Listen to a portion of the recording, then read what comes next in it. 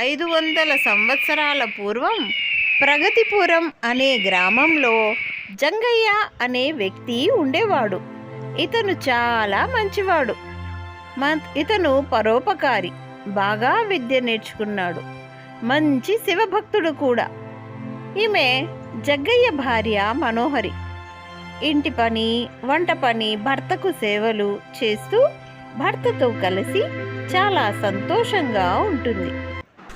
ప్రగతిపురంకు ఆనుకొని దట్టమైన అడవి ఉండేది. ఆ అడవిలో తిరిగి తేనె, వనమూలికలు సేకరించి నగరంలో అమ్మి జీవనం చేసేవాడు. జగ్గయ్యతో పాటు అతని భార్య కూడా అడవికి వెళ్ళి ఎండుకట్టెలు తెచ్చి ప్రగతిపురంలో అమ్మేది.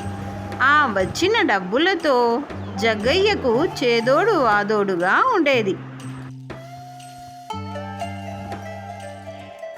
మనోహరి జగ్గయ్యతో ఇలా అంటుంది: చూడయ్యా, మనము అడవికెళ్ళి తేనె కట్టెలు సేకరించి పట్టణానికి వెళ్ళి అమ్ముతున్నాము. ఆ వచ్చిన డబ్బులేమో మనకు సరిపోవటం లేదు. మనము అడవికి వెళ్ళడం మానేద్దాం. మనకున్న ఈ చిన్నపాటి ఇల్లు అమ్మేసి ఆ వచ్చిన డబ్బుతో పట్టణంలోనే ఏదైనా ఒక వ్యాపారం చేసుకుంటూ అక్కడే ఉండిపోదామయ్యా, అలా చెప్తుంది జగ్గయ్య భార్య. ఆ మాటలు విన్న జగ్గయ్య ఆలోచనలో పడతాడు. తిరిగి అడవిలోకి వెళ్తాడు. చూడమ్మా అడవి తల్లి, మా తాతలు ముత్తాతలు, ఇప్పుడు నేను ఇంతకాలం ఈ అడవిని నమ్ముకొని బతుకుతున్నా. కానీ ఏ రోజు నువ్వు మమ్మల్ని కనుకరించదు.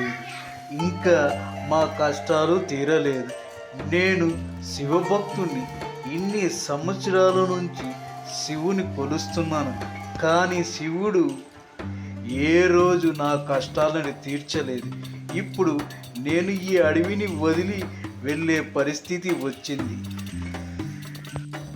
హఠాత్తుగా వనదేవత నీటి కొలువులో నుంచి జగ్గయ్య ముందుకొచ్చి ఇలా అంటుంది: చూడు జగ్గయ్య, నువ్వు ఇక నుంచి ఈ అడవిని, ఈ ఊరిని వదిలి వెళ్లాల్సిన అవసరం లేదు. ఈ రోజు నుంచి నీ కష్టాలు తీసాయి. ఇదిగో తీసుకో, తరతరాలు కూర్చొని తిన్న తరగని బంగారాన్ని నీకు ఇస్తున్నాను. విధంగా చెప్పి అక్కడి నుంచి వనదేవత వెళ్ళిపోతుంది. ఆ వనదేవత ఇచ్చిన సంపదను తీసుకొని జగ్గయ్య ఆ ఊర్లో ఉన్న ధనవంతుల కన్నా పెద్ద ధనవంతుడు అయిపోతాడు. ఫ్రెండ్స్, ఈ వీడియో కానీ నచ్చితే తప్పకుండా సబ్స్క్రైబ్ చేయండి, లైక్ చేయండి, షేర్ చేయండి. మీకోసం చాలా కష్టపడి వీడియో చేస్తున్నాను. సబ్స్క్రైబ్ చేయండి.